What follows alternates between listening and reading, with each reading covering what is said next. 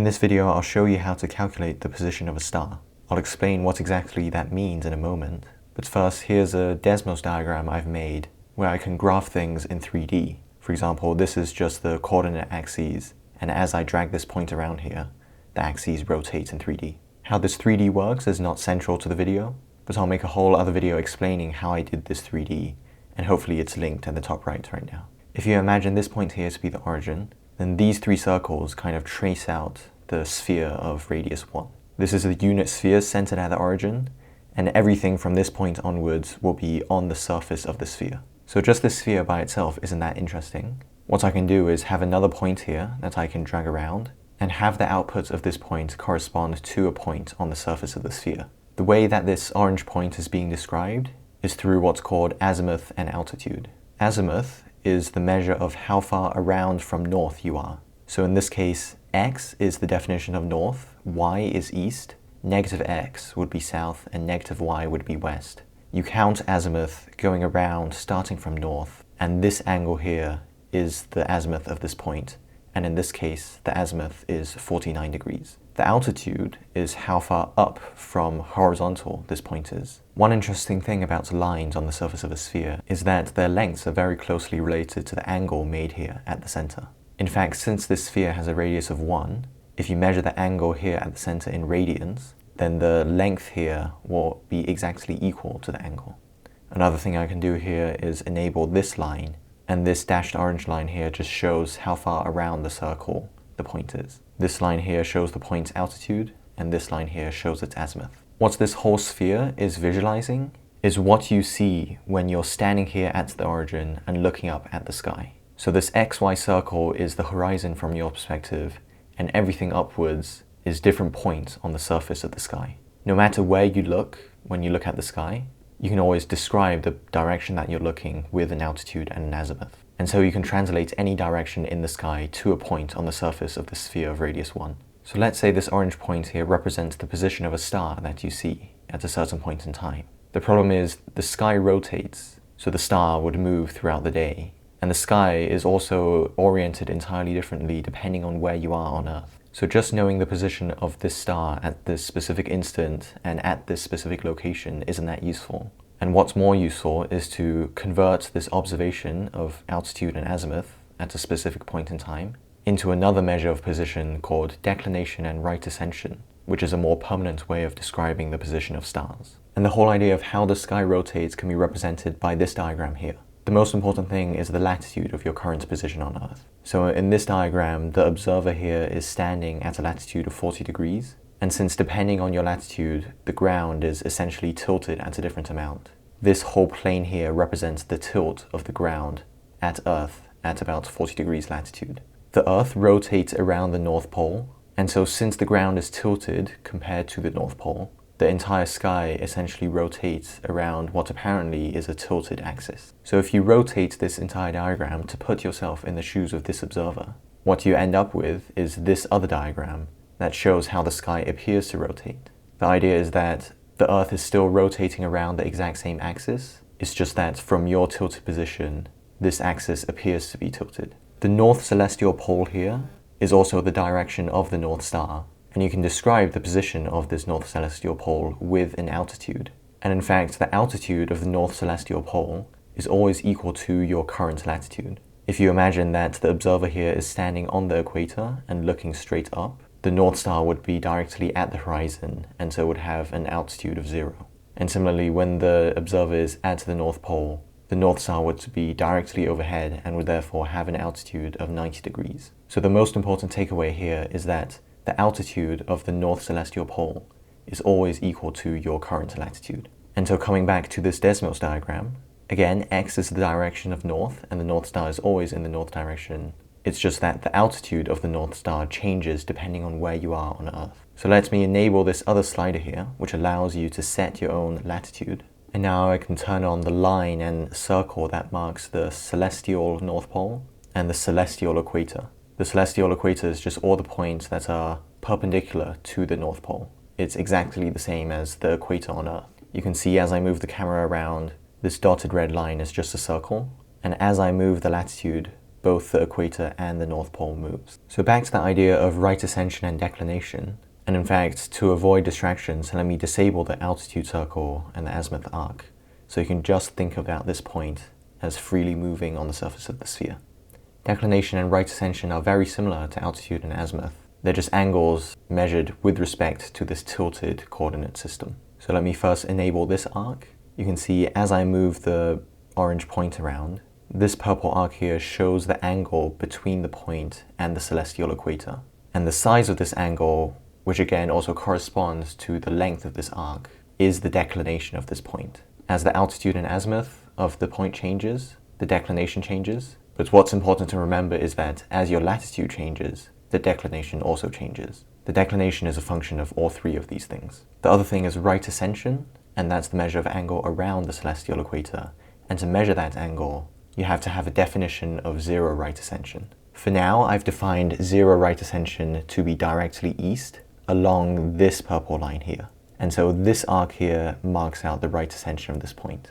You'll notice that when looking from the perspective of the North Pole, right ascension is measured anti-clockwise from zero, whereas looking from the perspective of directly upwards, azimuth is measured clockwise from zero, from north. And this is just something to keep in mind, that there's this flip of direction when talking about the angles. And to be more technical, if I also enable an x and y axis for this tilted coordinate system, you'll notice that the x, y, and z-axis for the celestial coordinates form a right-handed axis, whereas the x, y, and z-axis for the altitude and azimuth measure forms a left-handed coordinate system.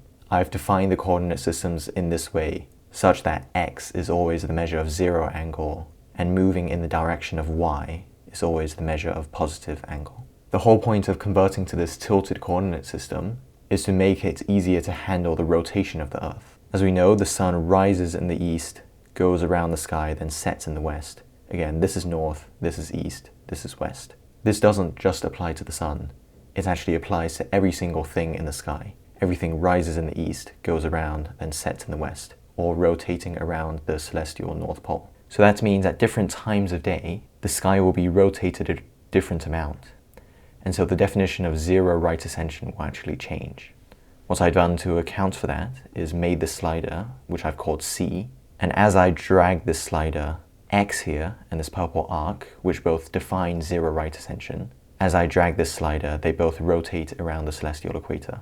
And this arc here is the measure of C. So I can account for the rotating sky just by dragging this slider called C. And you can see as C changes, this purple arc that marks out the right ascension also changes in parallel. And so now I can finally state the question that this whole video is about. Given the altitude and azimuth of a point in the sky, for example, the direction of a star, and also given your current latitude, as well as this variable C that encodes the current time of day and day of year, given all of this information, how do you convert a point from azimuth and altitude into the corresponding declination and right ascension?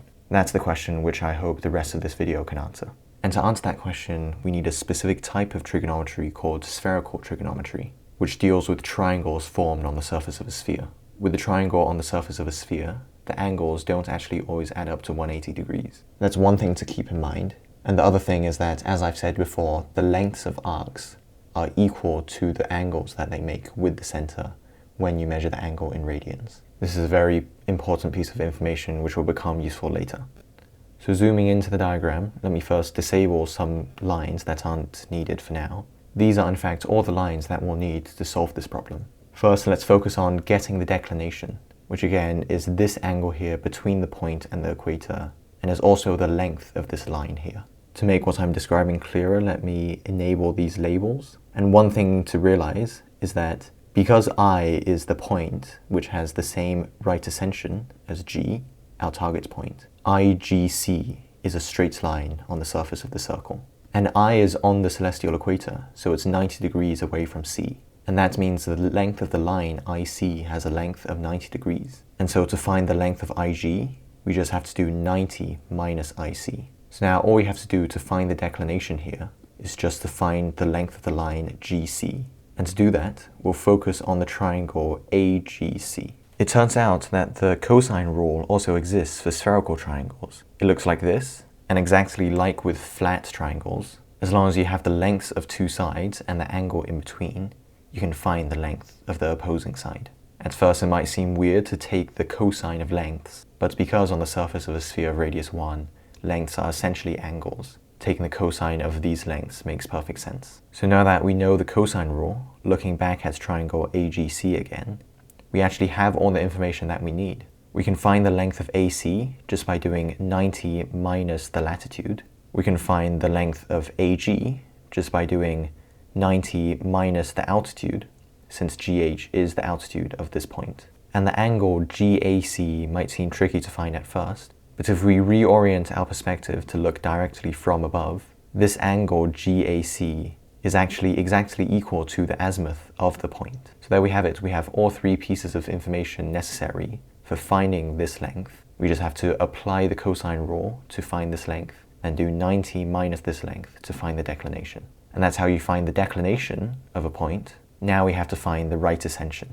A reminder that C here is an offset for the definition of zero right ascension to account for the fact that the sky rotates throughout the day. Since right ascension is the measure of the angle between 0 and the point, to find the right ascension, we just have to find the length of the arc here, and then C plus this arc will equal the right ascension. Just like how the cosine rule exists for spherical triangles, the Pythagorean theorem also exists for spherical triangles. Capital C is 90 degrees for a right angle triangle, so this entire term disappears, and the spherical Pythagorean theorem is just cosine C equals cosine A times cosine B. Using that, we can find the length of EG, because EGH is a right angle triangle.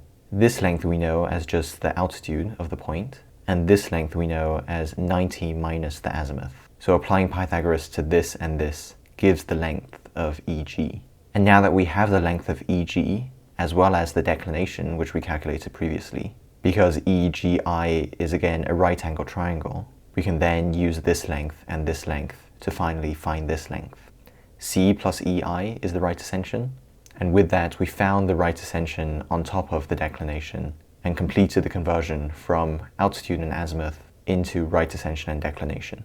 If you're interested in seeing what the equations that result from this entire process look like, this here is the expression for the declination in terms of the latitude, the altitude, and the azimuth of the point. You can see in this specific case right now, the declination is 53 degrees, and if I were to change the point, the declination simultaneously changes with it. The right ascension is a bit more complicated, and you have to deal with different branches of the inverse cosine, but this is roughly what the right ascension equals, and it's a function of the azimuth, the altitude, and the declination of the point. All of this 3D visualization is very cool, of course, but actually what I think that is the coolest part of this whole Desmos diagram is this last thing I want to show you. If I enable this folder here, what I get are lines of constant declination and right ascension on the input selection here. That means as I move this point around, let me re-enable the declination circle, this purple dash line here and this purple dash line here correspond to these two dash lines on the surface of the sphere.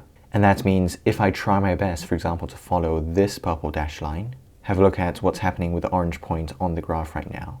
As I follow this purple line, the orange point on the 3D graph is also following this purple arc here, because that arc is a line of constant right ascension. And if I go back up on the input plane, the orange point on the sphere also follows that same line of right ascension. I can do the same and follow a line of declination as well. I just follow here on the input, and the output point follows that circle. However, it's a bit difficult here to follow this line that's constantly changing as you move around. So I've also included in the file the option to graph out all the various different lines of constant right ascension and declination. And so now following these lines should be much easier. Maybe some of the most interesting visuals is what happens when I change the latitude. As I change the latitude, this point here, which corresponds to the north celestial pole, and this point here, which corresponds to the south celestial pole, also move, and the whole diagram shifts around. And when the North Star aligns with the direction of directly up, then right ascension and declination matches up with altitude and azimuth, and you get these perfect rectangles. This is what happens when you change latitude. And the other thing is when you change C, Just like how the entire sky rotates, all the lines here seem to rotate around the poles. As I've said earlier in the video, this Desmos graph is linked in the description. And if you feel like it, definitely have a play around with it yourself. I think dragging these points around is the best way to get an intuitive feel of the whole situation. I do plan to make more videos on spherical geometry in the future. And if that does end up happening, you should see some more videos on your screen right now. So have a watch of those if you want to learn more. That's all I have for you today. Thank you for watching.